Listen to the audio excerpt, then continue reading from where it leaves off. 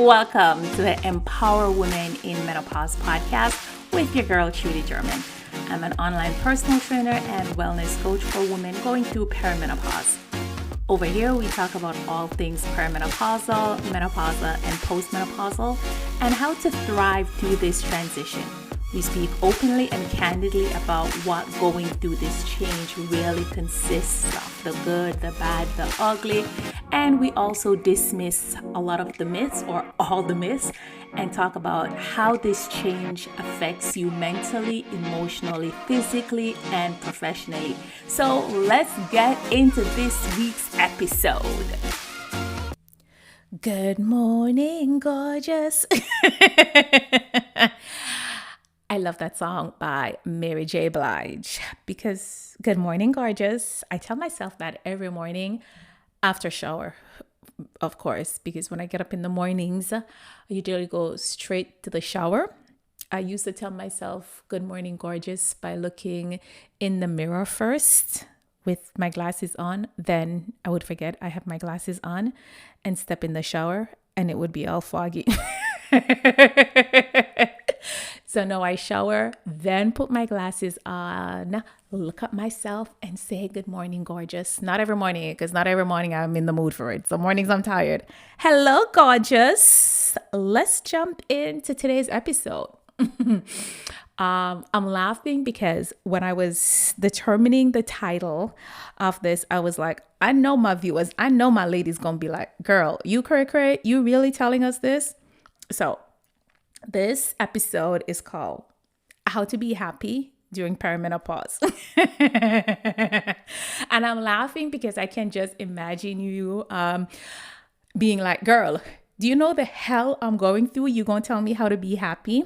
And I use those words because a lot of times on social media, this is how you tell me how you feel, especially on TikTok.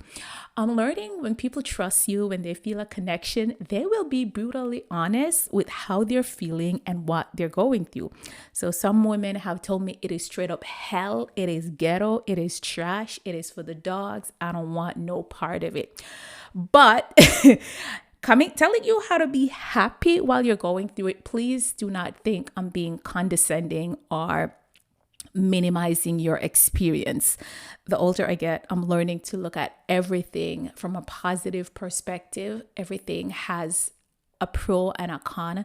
And I find the more I look at the pro, the better I'll feel. And, there's just some things you can't prevent. So when you look at it from a positive perspective, it helps you mentally, physically, and emotionally. And life's too short to be walking around feeling moody and grumpy.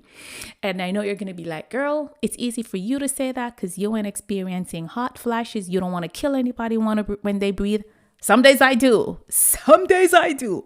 But I'm going to tell you why I want to do this topic and some of the things, of course, you can do to be happy and why being happy during this transition is gonna not only work in your benefit, but everyone else around you, because you still got to be around people. You can't completely isolate yourself, no matter what you think, no matter what you're going through. If you have a family, you still got to be around them. You work, you got bills to pay, you still got to be around people, right? So of course, this time can be challenging because you're not getting enough sleep at night. You're moody in the days because you're not getting enough sleep. You may be moody from the hot sweat. You may be feeling low on self-esteem because you're like, am I sweating? Do I smell? Like, am I moody? There's just so much going on.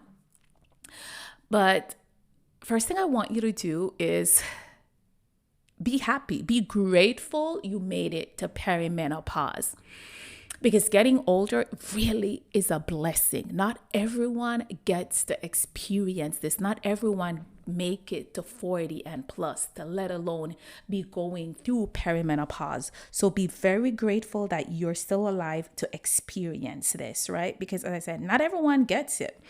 Second thing, whether you like it or not, whether you want it or not, whether you want to deal with it or not, baby, sis, boo, girlfriend, whatever we calling each other, it's here. It's here.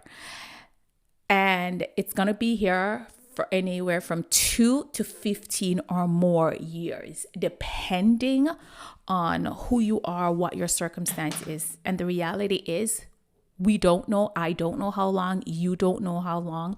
Your doctor don't know how long you're going to be here. So do you want to be miserable 10, 15 years? I bet you don't. So buttercup, let's figure out how to make it happen, how to make it bearable, and how to make you happy here. And the third thing is, it does not have to be hell all those years. Maybe it's hell now, but you can start making it changes for it to be a smooth transition.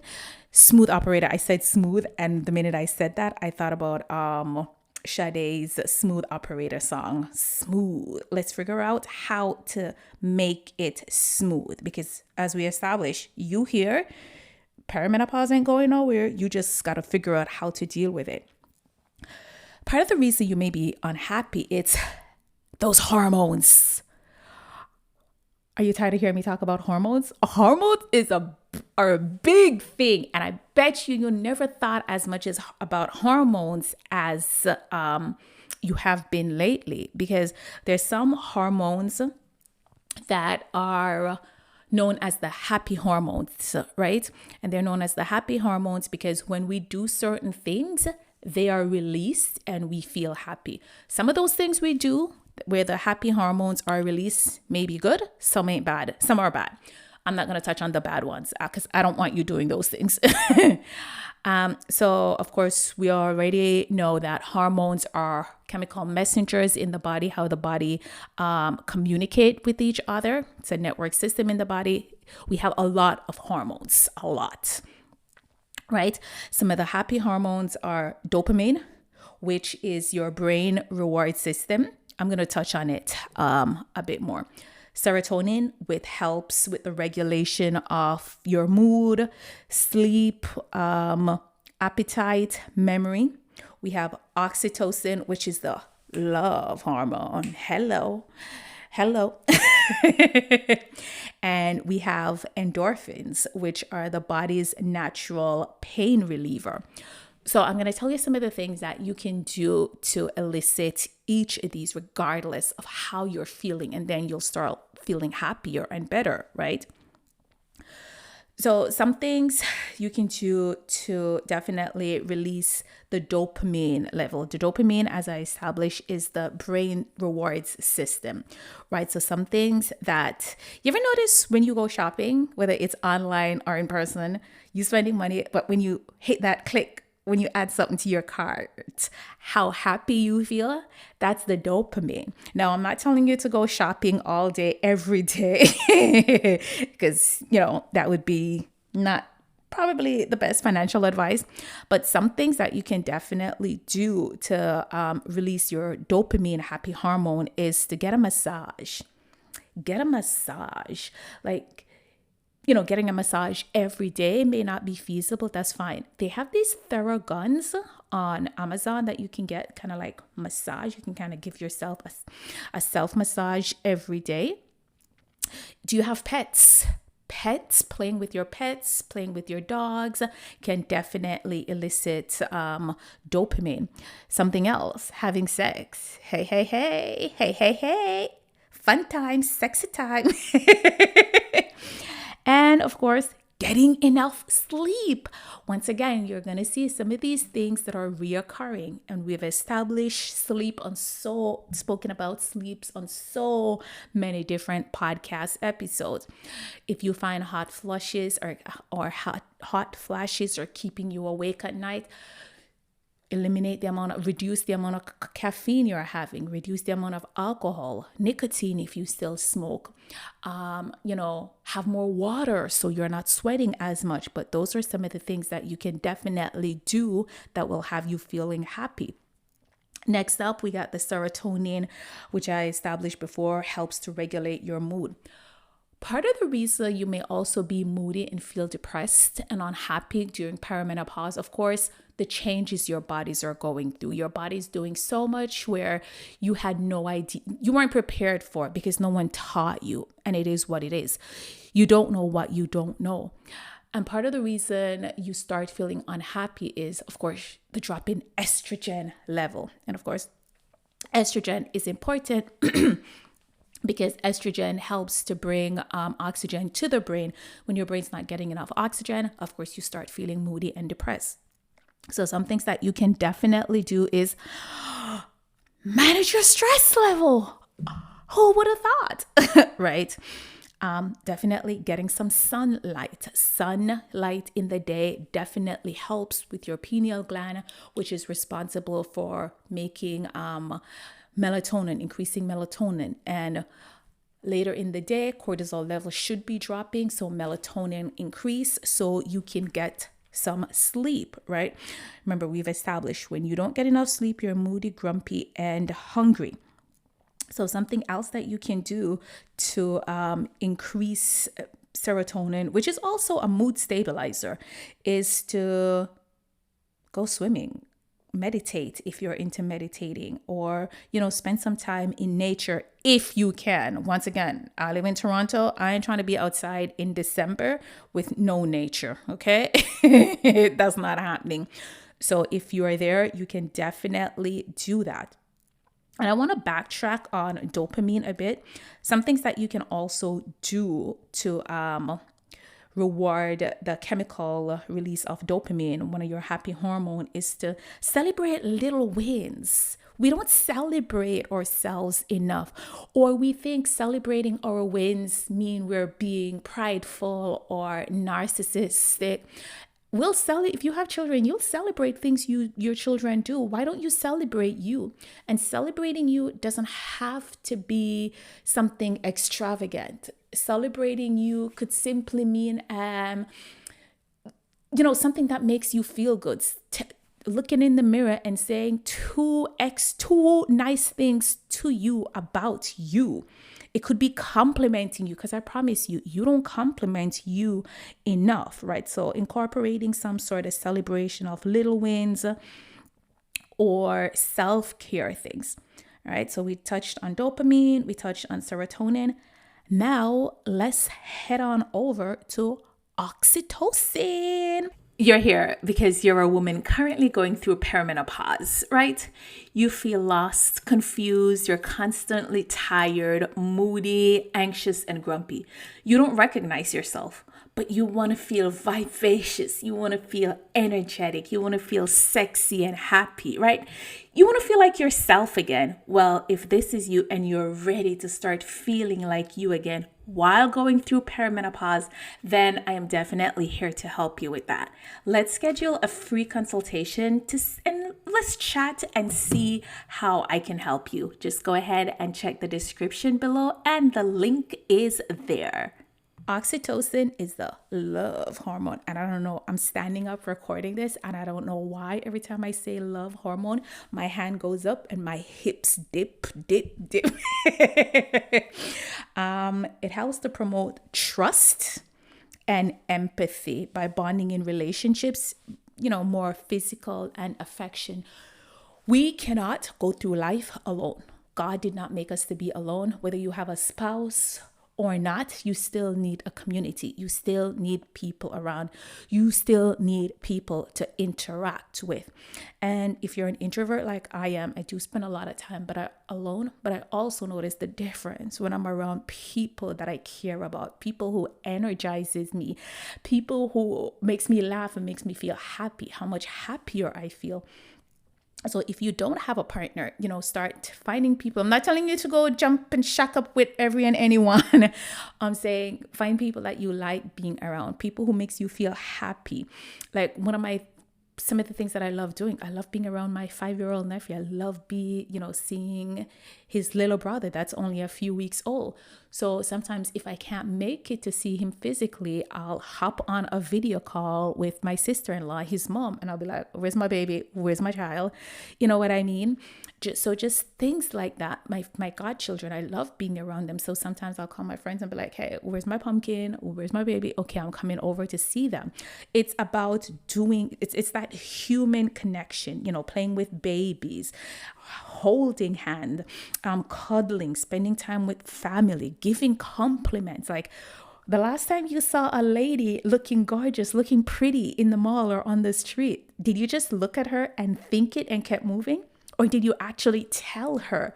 I'm at the point now, I go to restaurants, I see women who look gorgeous. Oh my gosh, girl, I love your hair. You're so pretty. Girl, look at your skin. I give that compliment because one, it makes me feel good knowing I'm making someone else feels good, and I know she gonna feel good after saying that. So right, to release oxytocin, definitely give compliments. You have pets, you have dogs, play with them. I don't.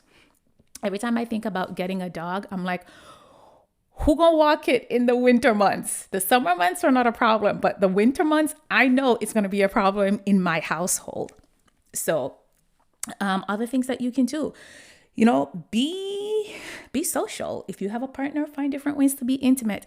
And intimacy does not always have to be sex. Intimacy does not always have to be intercourse. There are different ways, but find that connection. Sometimes listening to, do you like poetry? Listen to a poem, write a poem. I know for me, one of the things that I love doing is simply sitting on the floor. Yes, on the floor. You would think I don't have a couch or a sitting area in my bedroom, but sometimes I just sit on the floor and I listen to like Sade's music or Maxwell's music, something just like smooth. And I just really feel that. So find different things to do to release oxytocin that has to do with love, intimacy, and of course, cuddling and sex.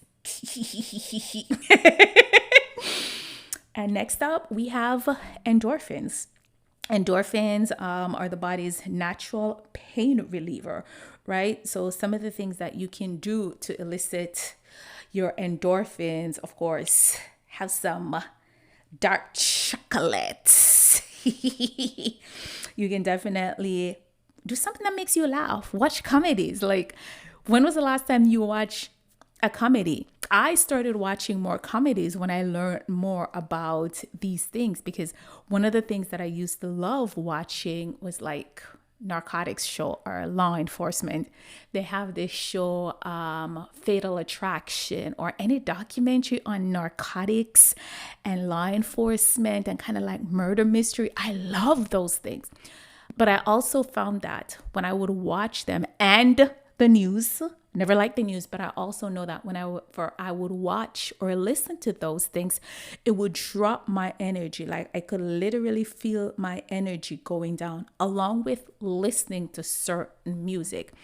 I like hip hop, but there's some hip hop music, a lot of them I can no longer listen to because I can literally feel my energy level, my vibe, my mood dropping. So I'm cognizant of that. So I suggest you probably also start paying attention to the things, people, and places that drain you, right? So something that I start doing, and you can also start doing, is find things that make you laugh. I love watching comedies. Even some of my YouTube shorts that come up, they're comedy stuff because it makes me laugh. When you laugh, you feel better. When you laugh, you're eliciting happy hormone, endorphin, right? And those are the things we want to do. Essential oils, like smell. If something smelling nice triggers you, start using things that smell nice. Just start finding things that definitely help you to be happier. And of course, exercise. Exercise definitely helps you to be happier because once again, it's triggering the release of dopamine, serotonin, and endorphin. Drinking some water. I'm also going to tell just some little things that you can also do on a daily basis. Be grateful, express gratitude. No matter what you have where you are, no matter what little you think you have, be grateful for it, because I'm learning that the more grateful you are, the more gratitude you express, the more you're gonna have. What you focus on, what we focus on amplifies. So if we're focused on what we have, more of what we have is going to come into us. If we're focusing on what we don't have, that's what's going to happen. Have fun. Have fun, ladies. Have fun, baby. Like, when was the last time you scheduled fun in your life? No, you don't have time for fun, but you're going to make time for fun. Whatever fun is for you. It could be bowling. It could be simply sitting on the couch. It could be talking on your phone. It could be going out for dinner. Have fun. Make time for fun. Um, be patient and kind to yourself. I mentioned earlier, a lot of us are not kind to ourselves. A lot of us are kind to others. A lot of us don't speak kind words to or about ourselves. I was one of those people. I've been doing that for the last few months and I've made the difference. And why is that important? Because how you see yourself, that is how others are going to see you. So if you see yourself as being kind, beautiful, welcoming, others are going to see you that. If you see yourself as being boring, frumpy, tired, others are going to see you that. And of course, other people's perception of you is none of your business. I highly agree with that. But how you see yourself and how you treat yourself is going to make a huge difference in how others see and treat you. And something else you can do the thing. You're like, what's the thing? What's something you've always wanted to do but haven't done? What's something you've always wanted to learn but haven't done, but you haven't made the time? What's a hobby, an activity you enjoy doing, but you haven't done it in a while, right? Do the thing. Of course, it's going to be scary, but do it, because doing that thing is going to make you happy. And as I've established before, baby, you're going to be here for a while. You're going to be in perimenopause for a while. You don't know how long. I don't know how long. Could be 2 years, could be 5, could be 15. But start doing the things so you can be happy for the next few years. And as I've mentioned before, once you start making positive changes, you'll also notice that a lot of your perimenopausal issues, a lot of your perimenopausal symptoms start dissipating. My Thrive, Transform, and Glow Through Perimenopause program starts end of January. You can definitely come on in to schedule your call. Click the link below so we can chat to see if you're a good fit and how we can work together. All right, gorgeous. I hope you enjoyed the episode. And as I've mentioned before, my goal is to empower women in menopause. And by you sharing this episode with other women, share it on your stories, then you will definitely be helping me help other women. So go ahead and share it on your stories. And please, when you share it, don't forget to tag me at Train with Trudy. Until the next episode, have a fabulous one.